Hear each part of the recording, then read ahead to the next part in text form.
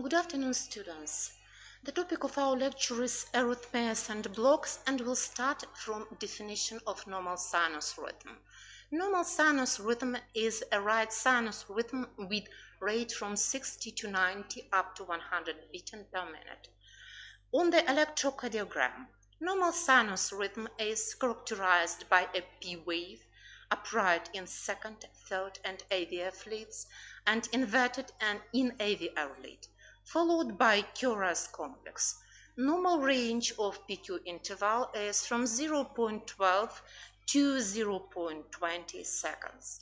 On this electrocardiogram, you can see the main signs of normal sinus rhythm. So heart rate is from 60 to 90, maximum to 100 beats per minute. Rhythm is regular. P wave is present before each chorus complex.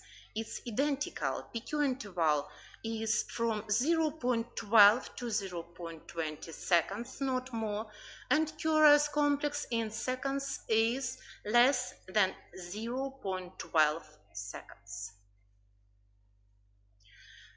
Definition of arrhythmia and block. Arrhythmia is abnormal frequency, irregularity, or consistency of excitation and contractions of heart. Block is a deceleration or discontinuation of impulse movement on conducting a heart system. Epidemiology. Arrhythmias and blocks are widespread and can be met in practice of each doctor.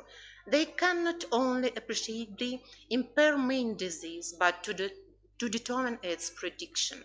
Arrhythmias are the most frequent complication of myocardial infarction and even can be the cause of death. Etiology. Cardiac causes are myocardial infarction, coronary artery disease, left ventricular aneurysm, mitral valve disease, cardiomyopathy, pericarditis, myocarditis, aberrant conduction pathways. Known cardiac causes are caffeine, smoking, alcohol, pneumonia, some drugs, metabolic imbalance. Cardiac conducting system consists of sinoatrial node, atrioventricular node, Hayes bundle, left and right branches, and Purkinje fibers. Sinoatrial node sited in the subepicardium, junction of right atrium and superior vena cava. Atrioventricular node is the next after sinoatrial node. Subendocardial structure within interatrial septum. Then, after atrioventricular node, Hayes bundle, formed by Purkinje fibers emerging from distal AV node, forming tubular structure which runs through the membranous septum to the muscular septum and divided into the bundle branches, left and right. Bundle branches. Right bundle branch extends down right side of interventricular septum to base of anterior papillary muscle where it's divided. Left bundle usually divides into 2 or 3 distinct fiber tracts, a left posterior and left anterior hemi-bundle. Talking about normal conduction. Normal conduction is initiated in the sinoatrial node and results in a wave of depolarization that spreads through the atria, causing atrial contraction. Atria and ventriculus are electrically isolated from one another and all in all but one side.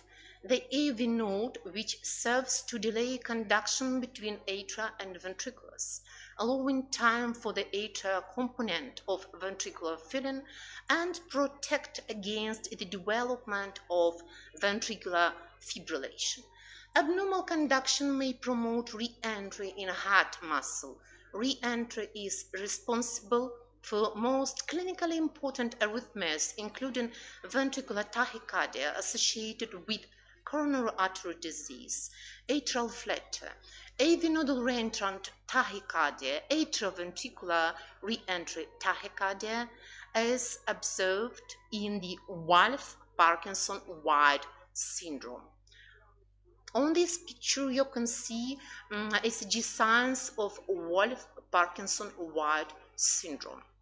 In Wolff-Parkinson-White Syndrome, the bundle of current, the extra pathway, can complete the circuit allowing re-entry tachycardia. And what are the ECG findings in Wolff-Parkinson-White Syndrome? It's shortening of PQ interval or PR interval, wide QRS complex, and delta wave at arrow. On this picture, you can also see Wolff-Parkinson-White complexes. As you see, first complex is Wolff-Parkinson-White complex. Then we can see two normal complexes. Then again, Wolff-Parkinson-White complex and normal complex again. On this picture, you can see also Wolff-Parkinson-White syndrome. The conclusion of this electrocardiogram is Wolff-Parkinson-White syndrome. Why? Because on this electrocardiogram, in the second lead, we can see very short PQ, less than 0.12 seconds, wide QRS, and also delta wave. Re-entry mechanism. Re-entry dysarrhythmias can occur in sinoatrial node, in atria, in AV junction, bundle branches, and Purkinje fibers. Then we will talk about pathogenesis of arrhythmias. Two general factors have their induct role in the base of arrhythmias: change of functional parameters of natural normal automatisms centers, intensification, weakness, or appearing in myocardium new pathologic centers of impulses. The second mechanism, the second factor is re-entry phenomenon, return entry, single or numerous return of existence waves at the same zone of myocardium. Heart blockades develop as a consequence of structural, permanent, or functional temporary disturbances in heart's conduction system that prevent normal spreading of excitement's wave. Now, classification of arrhythmias. There are several classifications of arrhythmias and blocks. First, by location, arrhythmias can be ventricular and supraventricular. Supraventricular can be sinus, atrial, or atrioventricular. By clinical cause, arrhythmias divided into acute, chronic, or paroxysmal, or repeating.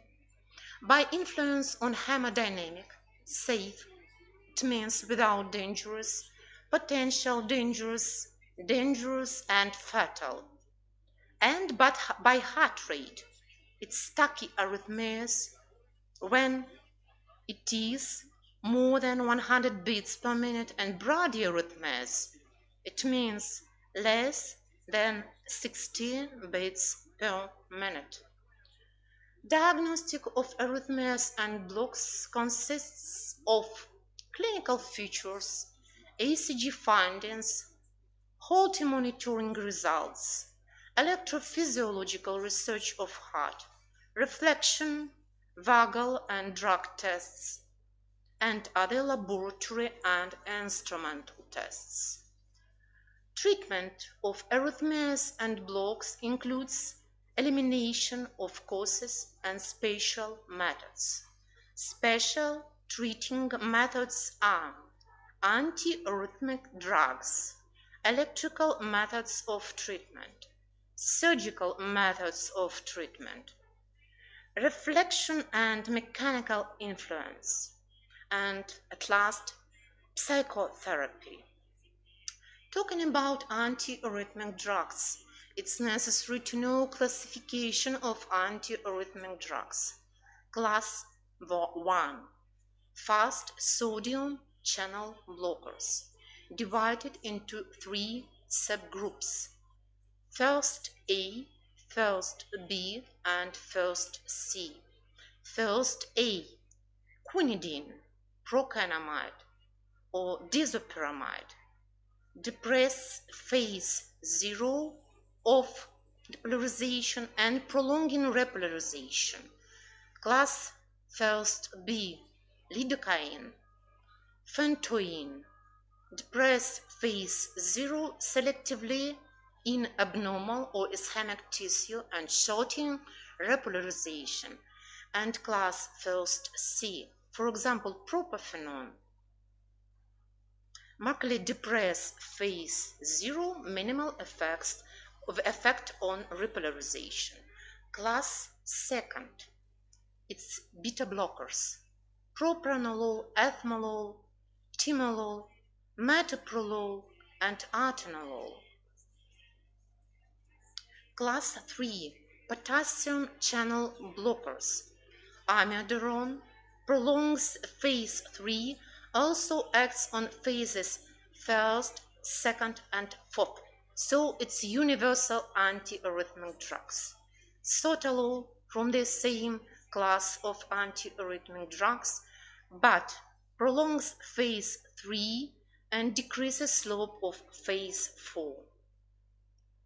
Class 4 of antiarrhythmic drugs: slow calcium channel blockers. For example, verapamil prolongs phase 2 and diltiazem prolongs phase 2 also. And fifth, so-called the others, it is drugs with antiarrhythmic effects and variable mechanism. For example, digoxin, magnesium sulfate, and adenosine.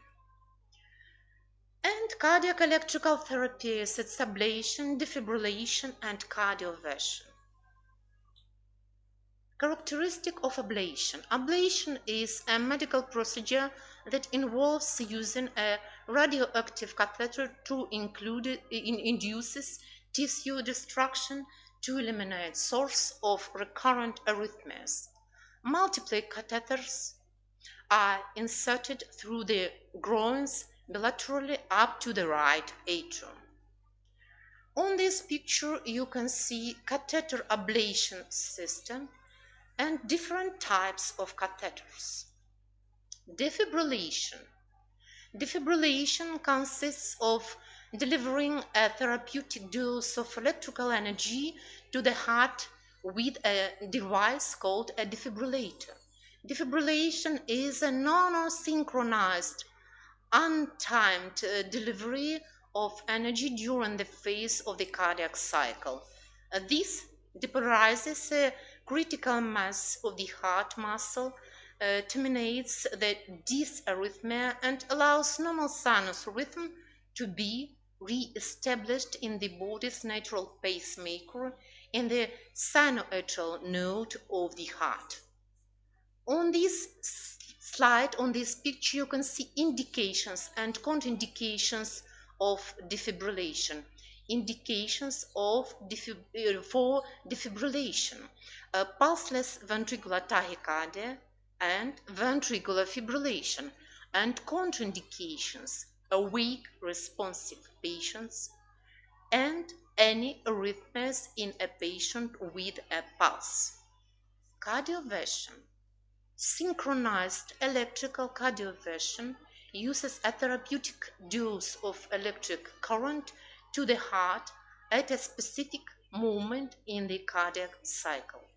Timing the shock to the airway prevents the delivery of the shock during the vulnerable period or relative refractory period of the cardiac cycle, which could include ventricular fibrillation. So, heart rhythm is atrial fibrillation on the left side of this electrocardiogram. Then, synchronized with QRS complex cardioversion shock, and after cardioversion shock, we can see normal sinus rhythm. Indications for cardioversion are atrial fibrillation, atrial flutter, ventricular tachycardia, and paroxysmal supraventricular tachycardia. Contraindications of cardioversion are dysrhythmias due to unchanged automaticity, such as in digitalis toxicity, and a catecholamine-induced arrhythmia. Cardioversion is not only ineffective but is also associated with a high incidence of post-shock ventricular tachycardia and ventricular fibrillation. Post-care of the patients after cardioversion. The procedure will be terminated either by a successful reversion to sinus rhythm or when the medical officer determines that cardioversion is not prevent the rhythm. Ensure the patient's airway is patent. A patient nursed in the left lateral position until fully consciousness. It's necessary to have oxygen administration. BP records immediately post-procedure at 5 minutes intervals for the 15 minutes, then 15 minutes intervals for 2 hours, and 12-lead electrocardiogram is recorded within an hour of the procedure. Talking about types of defibrillators, there are manual external defibrillator, manual internal defibrillator, automated external defibrillator, and implantable cardioverter defibrillator. On this picture, you can see an example of manual external defibrillator. Then, the manual internal defibrillator picture.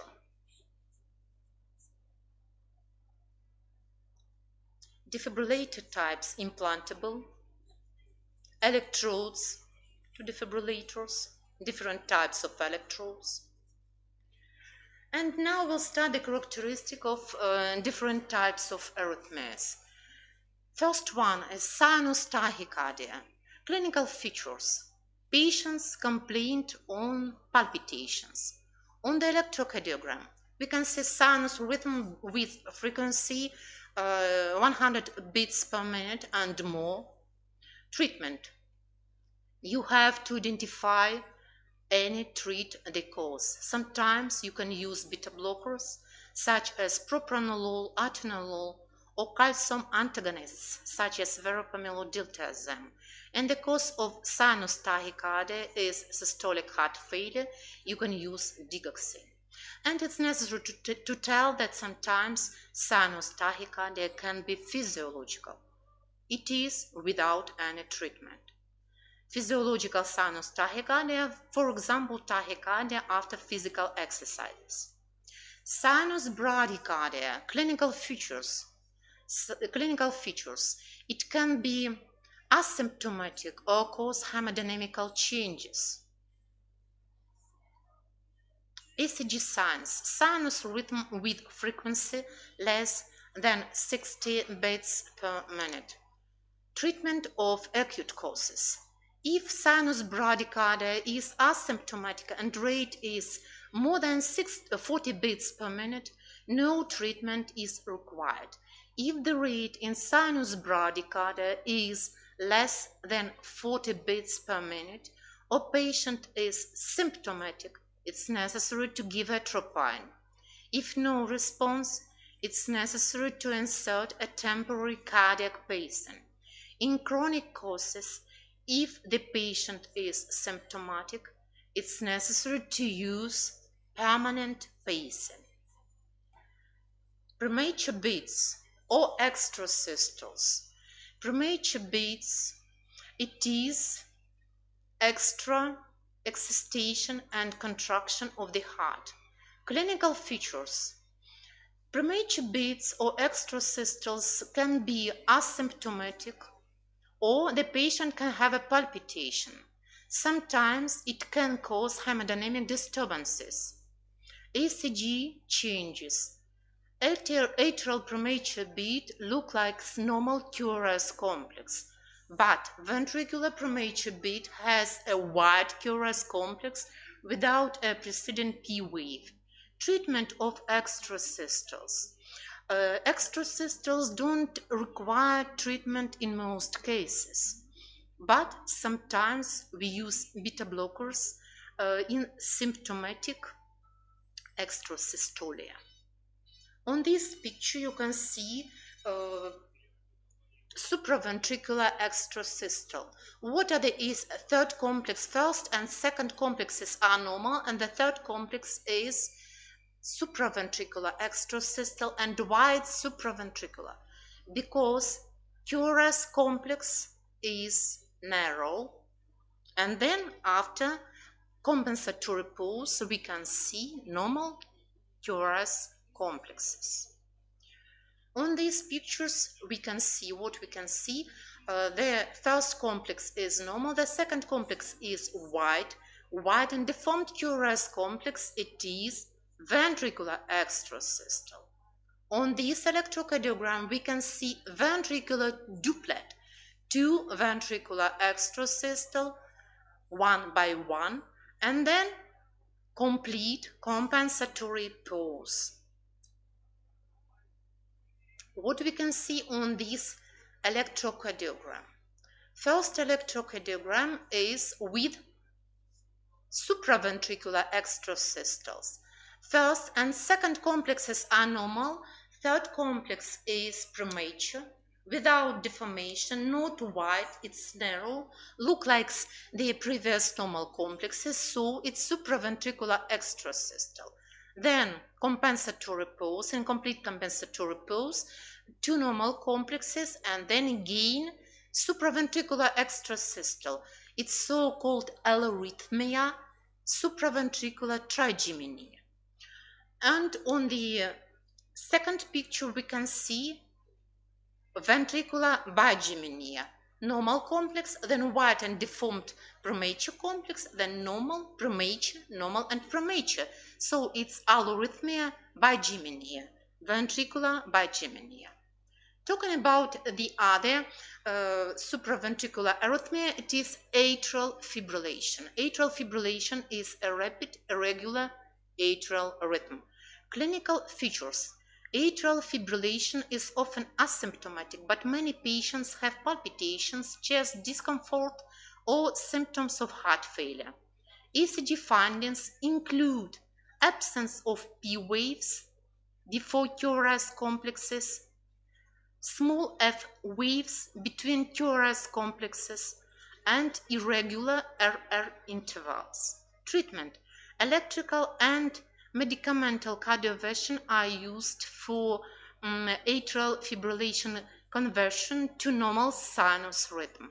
For medicamental cardioversion, we can use propafenone, amiodarone, prokinamide. For rate control, we can use beta blockers, calcium antagonists, and sometimes digoxin. For prophylaxis of thromboembolism, we can use warfarin. So, on this electrocardiogram, we can see atrial fibrillation. Why it's atrial fibrillation? Because RR intervals are irregular, because P wave is absent before each QRS complex, and because small F waves of fibrillation present between QRS complexes. The same situation, it is an example of atrial fibrillation. Best lead for vision of small F waves, it is V1 lead. But sometimes small F waves are visible on the whole electrocardiogram. Atrial flutter. It differs from atrial fibrillation by electrocardiogram. On electrocardiogram, there are continuous and regular atrial activation with rate 300 beats per minute and ventricular rate 150 beats per minute. A sawtooth pattern, most obvious in leads second, third, and AVF. It is atrial flutter, the signs of atrial flutter. Treatment of atrial flutter: overdrive pacing and radiofrequency ablation are used for atrial flutter treatment, besides of methods using for treatment of atrial fibrillation. In case of atrial fibrillation, the waves between QRS complexes are small because of high atrial heart rate. In atrial flutter, we can have low atrial heart rate, for example 300 beats per minute, so we can see big F waves. It's an example of atrial flutter. Atrial flutter can be in two forms. Its correct form of atrial flutter, its non-correct form of atrial flutter. It is correct form of atrial flutter. Incorrect form of atrial flutter, we can have similar RR intervals, and in correct form of atrial flutter, intervals are different. Big F waves we can see in the second, third AVF lead and in lead V1. It's the best vision of these big F waves, but sometimes we can see on the whole electrocardiogram. Atrioventricular tachycardia. It caused by re-entry wave in AV node. It has paroxysmal clinical cause, ACG. In atrioventricular tachycardia, we can see normal QRS complexes. Treatment. This tachycardia is converted to normal sinus rhythm by vagal reflex. Sometimes we can use adenosine, verapamil, cardioversion, cardiac pacing, and radiofrequency ablation. On this picture you can see atrioventricular tachycardia example. Ventricular tachycardia. It is caused by re-entry wave in myocardium of ventricle observed at patient with severe injury of the heart, always leads to hemodynamic disturbances like a shock, circulatory arrest, often transforms into ventricular fibrillation. So ventricular tachycardia is dangerous arrhythmia because it can lead to the development of ventricular fibrillation. On the electrocardiogram, any wide QRS complex tachycardia, QRS more than 0.12 seconds, should be considered ventricular tachycardia until proved otherwise. Treatment. Hypotensive ventricular tachycardia requires synchronized direct current cardioversion with more than 100 joules. Ventricular tachycardia with stable blood pressure can be treated with drugs such as lidocaine, procainamide, or amiodarone. On this electrocardiogram, we can see the beginning of the paroxysmal ventricular tachycardia. From the left side, first complex is normal, then we can see premature ventricular complex, so-called ventricular extrasystole with a complete compensatory pause, and from the other side of the electrocardiogram, we can see paroxysm of ventricular tachycardia. Why it's paroxysm of ventricular tachycardia? Because ventricular heart rate is high. It should be from 140 and can be for 240 beats per minute, and ventricular complexes are wide and deformed. Then on this picture we can see ventricular flutter. Ventricular flutter is fatal arrhythmia such as ventricular fibrillation. Ventricular fibrillation is caused by chaotic re-entry waves in myocardium of ventricles. Clinical feature is suddenly syncope. On the electrocardiogram, chaotic, irregular oscillations of isoline with frequency more than 250 beats per minute. QRS complex anti-waves do not establish. QRS complex and T waves do not identify. Treatment is with cardiopulmonary resuscitation, including defibrillation. To differentiate ventricular fibrillation with ventricular flutter is less chaotic and less fast than ventricular fibrillation, but curious complexes are not identified. Here you can see the example of ventricular fibrillation. On this picture, upper side of the picture, it is ventricular paroxysmal tachycardia, torsade de Pointes type, which can lead to the development of ventricular fibrillation.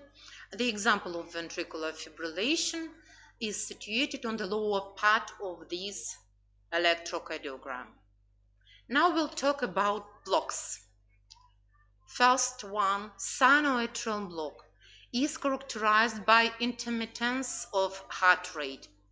On electrocardiogram, sinus pause is temporary cessation of sinus node activity seen on electrocardiogram as disappearance of P and curious T waves.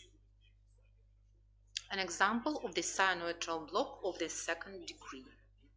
Only one curious complex is absent, so it's sinoatrial block of the second degree.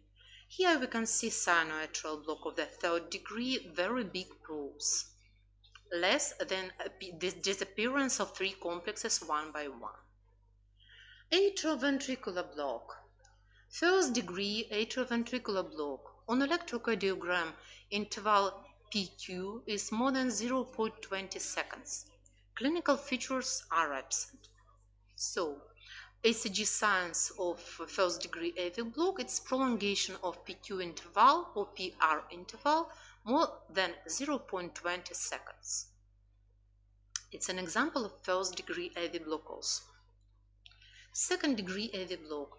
Some normal P waves are followed by curious complexes, but some are not. Three types exist. In Mobitz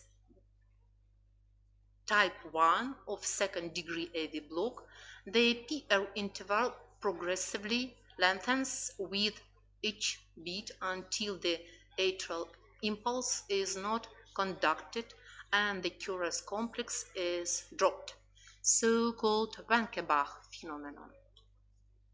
In Mobitz type 2 of the second degree AV block, the PR or PQ interval remains constant. Beats are intermittently non-conducted and curious complexes dropped. Their types of AV block clinically showed up by intermissions of curious complexes. In high-grade second-degree AV block, every second or third or fourth P wave is blocked, and it results in ventricular bradycardia and hemodynamic disturbances. Third degree AV block. Heart block is complete. There is no electrical communication between the atria and ventriculus, and no relationship between P waves and curious complexes that result in ventricular bradycardia and hemodynamic disturbances. Right bundle branch block. Prolongation of intrinsicoid from 1 to 2 more than 0.05 seconds in V1 and V2 leads. Complete right bundle branch block is showed up by white curious complex from first to third more than 0.11 seconds. Clinical features are rhapsody. Here you can see an example of right bundle branch block.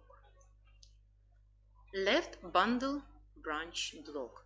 Prolongation of intrinsicoid from 1 to 2 more than 0.05 seconds in V5 and V6 leads.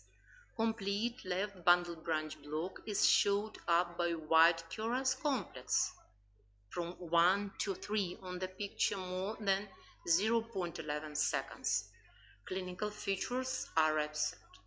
An example of left bundle branch block. Treatment of blocks. Main disease should be treated in acute conditions. Sometimes atropine could be effective. If there are no hemodynamic disturbances, pacing is used.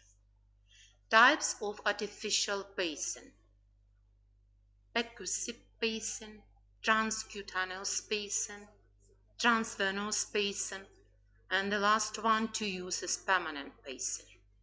Permanent pacing, implanted device similar to transvenous pacemaker, powered by battery that runs for from 6 to 12 years. Two components, pulse generator and insulated leads and electrodes. Picture of pacemaker, pacemaker pulse generator.